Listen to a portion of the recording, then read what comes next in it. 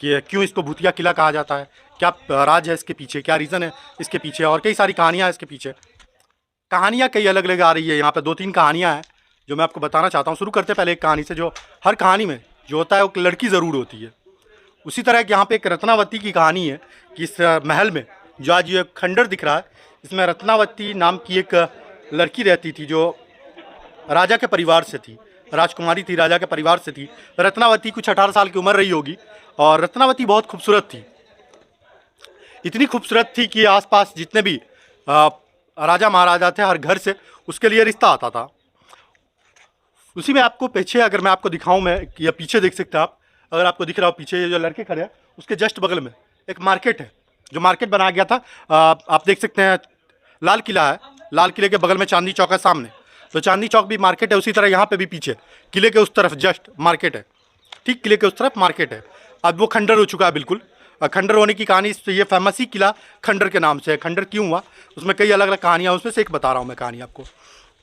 तो रत्नावती जब मार्केट में गई एक परफ्यूम खरीदने, आप ये कह सकते हैं इतर परफ्यूम खरीदने के लिए गई, तो वहाँ पे कोई जादूगर, काला जादू ऐसा बोला जाता है, हम लोग तो नहीं मानते, न हमारे संविधान में ये चीज़, और ना हम लोग पढ़े लिखे लोग हैं तो इस चीज़ों को नहीं मानते। और यहाँ की गवर्नमेंट भी इसको खंडर बनाने के लिए काफ़ी हद तक मदद किया है। यहाँ तक कि आप समझ सकते हैं यहाँ पे ऑफिस नहीं बनाया गया, सरकारी ऑफिस जो यहाँ पे होना चाहिए था वो नहीं बनाया गया, इसलिए क्योंकि उनको लगता है कि यहाँ पे भूत प्रेत है। अब संविधान में ऐसी कोई जगह है नहीं कि जहाँ पर भूत प्रेत का नाम आए, या फिर भूत प्रेत के लेकर के कोई ऐसा, आज तक कोर्ट ने कोई फैसला भी नहीं दिया। कोर्ट ने फैसला, हमारे देश में तो ऐसा कभी नहीं हुआ है कि कोर्ट ने भूत प्रेत के ऊपर कोई फैसला दिया हो, और ना हमारे देश की कोई कॉन्स्टिट्यूशन इसको एग्री करती है, ना हम लोग मानते हैं इन चीज़ों को। फिर भी यहाँ की सरकार ने यहाँ पे ऑफिस क्यों नहीं बनाया, ये सबसे बड़ा सवाल खड़ा होता है। और यहाँ की सरकार ने इस जगह को भूतिया बनाने में काफ़ी हद तक मदद की है, क्योंकि अगर सरकार यहाँ पे ऑफिस बनाई होती तो ये चीज़ों का डर थोड़ा लोगों में ख़त्म हो जाता। अभी जब मैं आ रहा था तो मुझे कैब वाले ने बताया कि इसको खंडर क्यों कहा जाता है या भूतिया क्यों कहा जाता है, क्योंकि एक बारात आई थी यहाँ। ऐसे नॉर्मली गांव ग्रामीण क्षेत्रों में जो आप देख रहे हैं उस तरफ, वहाँ ग्रामीण है, वहाँ पे नजफगढ़ छोटा सा एक टाउन है, वहाँ पे बारात आई थी। तो बारात घूमने के लिए आई, तो शायद वो किसी गुफे में चली गई, तो पूरी की पूरी बारात गायब हो गई। आप बता सकते हैं, ऐसा लगता है आपको, लॉजिक लगाइए, क्या ऐसा हो सकता है कि एक पूरी की पूरी बारात गायब हो जाए? नहीं हो सकता ना। तो लोग कहानी बताते हैं, लिखते हैं, बनाते हैं, जिसको जो मन में आया बोल देता है। जो सुना हो या जो मैंने बात की है आके लोगों से, कई सारी कहानियाँ मुझे मिली, तो मैं आपको बता रहा हूँ। हो सकता है कोई भी सच नहीं हो सकता है उसमें से कोई एक सच हो। जैसे मैं मानता हूँ कि ऐसा नहीं हो सकता कि कोई एक पूरी बारात आई हो और वो गायब हो गई हो, ऐसा नहीं हो सकता, मैं नहीं मानता। मुझे बताया है कि ऐसा हुआ है, इसलिए इसको खंडर बोला जाता है, इस जगह को भूतिया बोला जाता है। यहाँ के लोग, जो लोकल लोग हैं, वो भी यहाँ नहीं आते डर से, उनको लगता है कि ये बहुत भूतिया जगह है। लेकिन हम लोग बाहर के लोग आकर के यहाँ घूम रहे हैं, यहाँ पे शाम तक हम घूम रहे हैं, बाहर के लोग आकर के, लेकिन यहाँ के लोकल लोग दिन में भी नहीं आते डर से, क्योंकि उनके दिमाग में जो है ये चीज़ बैठा दिया गया कि यहाँ पे भूत होता है। यहाँ पे पहले कभी बारात गायब हो गई थी, कोई लड़की गायब हो गई थी, कोई लड़का गायब हो गया था, बहुत सारी कहानी उसके दिमाग में घुसा दी गई है, इसलिए वो डरते हैं और लोकल होकर के भी नहीं आ सकते।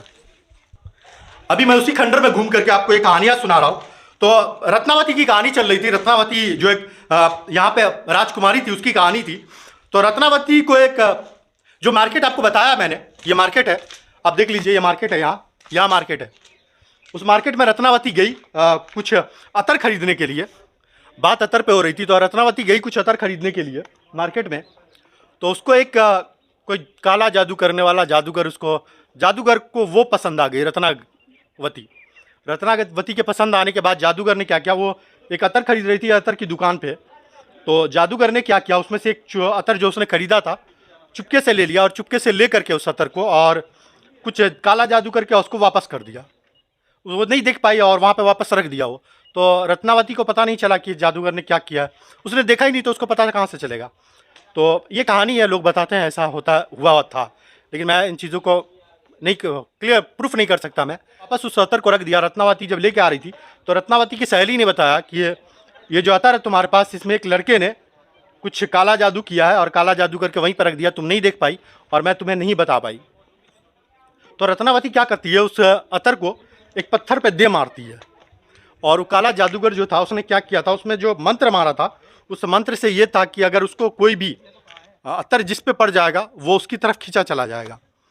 तो जब वो पत्थर पे मार दी रत्नावती उस अतर को, तो अतर पत्थर ने क्या किया कि उसी की तरफ खींचा चला गया। हालांकि ऐसा हो नहीं सकता कि पत्थर खुद चल करके और किसी के पास चला जाए, ऐसा तो अब बिलीव नहीं किया जा सकता, लेकिन ऐसा कहा जाता है।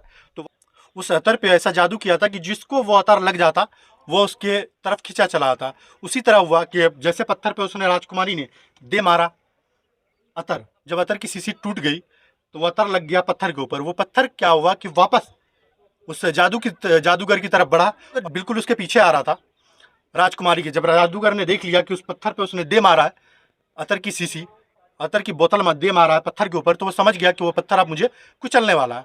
तो उसने क्या किया कि एक श्राप दे दिया कि जाओ इस महल में तुम और तुम्हारे साथ जो भी है, इस महल के अंदर जो एक किला है इसके अंदर सारे के सारे लोग एक दर्दनाक मौत का शिकार होंगे।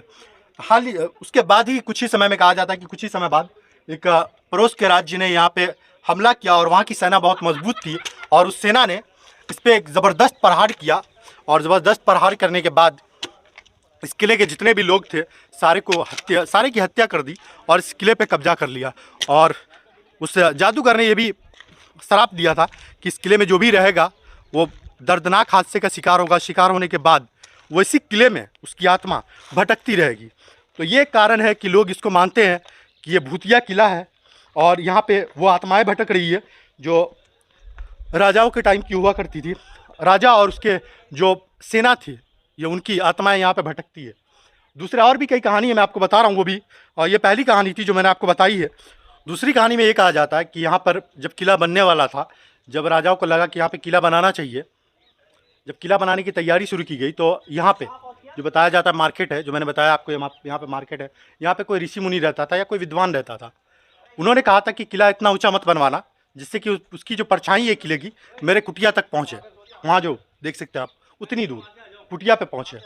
और आप खुद एक बात अंदाज़ा लगाइए, थोड़ा लॉजिक लगाइए यहाँ पे कि पहाड़ों की वहाँ पर परछाई जा रही है, किला यहाँ पे ढका हुआ है पहाड़ों से, किला का वहाँ पे परछाई नहीं जा सकता। लेकिन लोग कहानी बताते, तो खैर मैं भी आपको शेयर कर देता हूँ।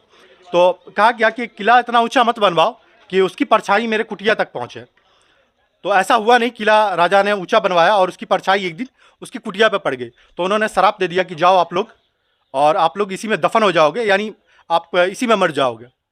तो ऐसा ही हुआ और सारे लोग एक शिकार हुए एक जंग का, और जितने भी इस महल में लोग रहते थे वो सारे उस जंग में मारे गए, ऐसा कहा जाता है।